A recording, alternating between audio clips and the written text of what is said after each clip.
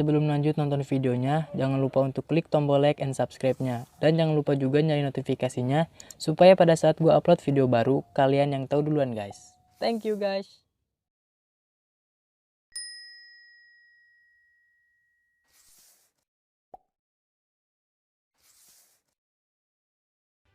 Ini cerita putra beliau bahwa Imam Ahmad ini suka mendoakan orang, meskipun orangnya tidak tahu.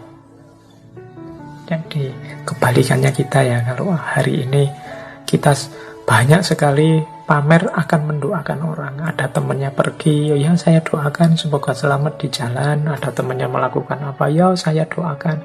Tapi kalimat yang kita ucapkan ini seringkali basa-basi.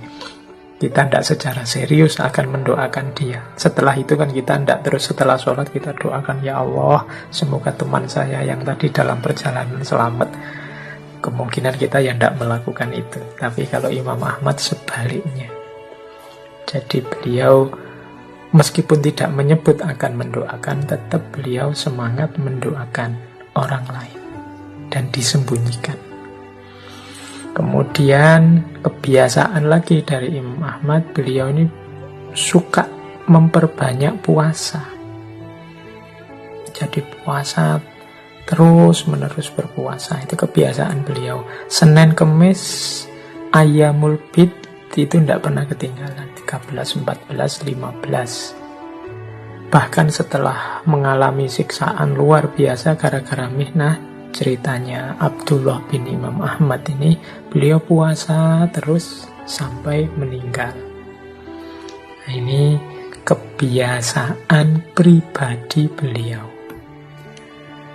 Baik, biar nanti malam ini dapat banyak, saya lanjutkan. Kebiasaan ilmiah. Kita teladani hidup beliau. Kebiasaan ilmiah ini saat beliau menjadi guru di dunia ilmu, saat beliau mengajar pada murid-muridnya. Apa yang beliau lakukan, kebiasaan-kebiasaan beliau? Pertama, ini saran dari Imam Ahmad, saat belajar dimohon menjauhi banyak canda, tidak terlalu banyak guyon. Mengapa begitu? Ya karena Imam Ahmad ini bidangnya sunnah. Kata Imam Ahmad, meriwayatkan sunnah, belajar tentang sunnah itu bagian dari ibadah. Dan kalau kita ibadah kan ya kalau bisa tidak sering-sering bercanda. Ya sedikit-sedikit mungkin menghilangkan kejenuhan sebentar, tidak apa-apa bercanda. Tapi kalau terlalu banyak candanya nanti aura ilmunya hilang, cahaya keilmuannya bisa jauh. Jadi cari ilmu ayo, memperdalam ayo, mungkin sedikit-sedikit ada guyonnya, ada candanya, tapi jangan fokus ke situ saja. Karena kita ini mencari ilmu, belajar. Ya mungkin kalau bahasa hari ini ya ini belajar bukan stand up. Kalau stand up ya memang isinya full canda, tapi kalau belajar ya enggak. Nah ini nasihat dari Imam Ahmad, biar cahayanya ilmunya enggak hilang. Kan ada beberapa riwayat itu yang menyatakan orang yang banyak tertawa bisa keras hatinya. Jadi tertawa boleh, sebentar bersenda gurau boleh, biar tidak keras hatinya. Terlalu banyak tertawa juga mengeraskan hati. Jadi yang biasa saja, normal saja. Nah, yang pertama itu, jadi kebiasaannya Imam Ahmad. Jadi kalau teman-teman belajar nyantri ke Imam Ahmad, yo jangan menunggu beliau akan banyak bercanda. Nanti kalian mengeluh, wah ini serius tenan, ini ndak ada dagelannya sama sekali. Karena bagi beliau ini ibadah. Kurang sopan kalau ibadah banyak bercandanya. Ini Imam Ahmad.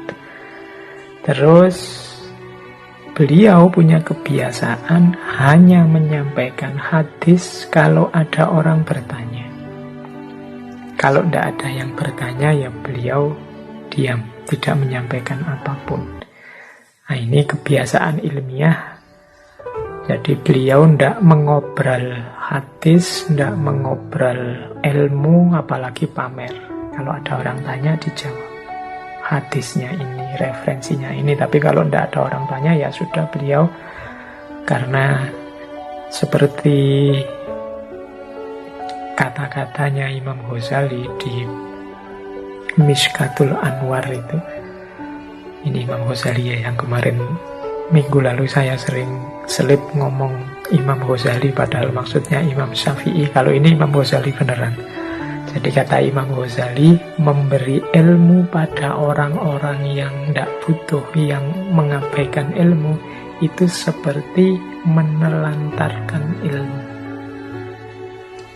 Jadi mungkin Imam Ahmad juga punya prinsip seperti itu. Kalau orangnya tidak butuh, saya beritahu, ilmunya mesti sia-sia. Wong dia tidak merasa butuh, tidak merasa ingin mendapatkan. Jadi akhirnya ilmunya terlantar, tidak ada yang ngopeni. Jadi mending kalian butuh apa, saya beri apa. Oke, berarti ngaji malam hari ini semoga yang hadir teman-teman yang memang membutuhkannya. Kalau merasa belum butuh, coba dicarilah sedikit-sedikit bagian dari ngaji ini yang mungkin manfaat untuk teman-teman, biar ilmunya tidak terlantar. Kebiasaan Imam Ahmad yang kedua. Yang ketiga, Imam Ahmad ini kalau menyampaikan sebuah hadis, meskipun beliau hafal, beliau tetap mengambil kitab dan disampaikan dengan cara membaca kitab itu, untuk menjaga saat beliau menukil biar tidak keliru. Jadi meskipun beliau hafal, beliau tidak pamer hafalannya, tapi lebih fokus kalau memang mungkin ada kitabnya yang tertulis, membuka kitab biar tidak salah, biar tidak keliru. Karena ya meskipun orang itu hafal, sekali-sekali juga bisa terpeleset, tapi jalan lebih aman adalah membaca. Jadi kalau teman-teman juga begitu, kalau memang memungkinkan, misalnya jadi pembicara, jadi narasumber, kalau memang ada bahan tertulisnya, ditulis saja atau bawalah bahan yang tertulis biar ngomongnya tidak ngalor ngidul, paling tidak juga menjaga biar tidak keliru. Karena kekuatan akal kita ini terbatas. Bahkan seandainya hanya khutbah Jumat sekalipun, kalau bisa ya ada bahan tertulisnya biar terkontrol. Oke, ini kebiasaannya Imam Ahmad. Kemudian tidak menjawab kecuali merujuk pada kitab yang telah beliau pelajari. Jika tidak tahu, maka beliau tidak menjawab. Jadi Imam Ahmad ini punya kebiasaan, kalau ada orang bertanya, ya beliau jawab, cuma tidak ngarang dengan pikiran beliau sendiri, ya merujuk pada kitab yang sudah beliau kaji, merujuk pada tokoh-tokoh yang sudah beliau pelajari.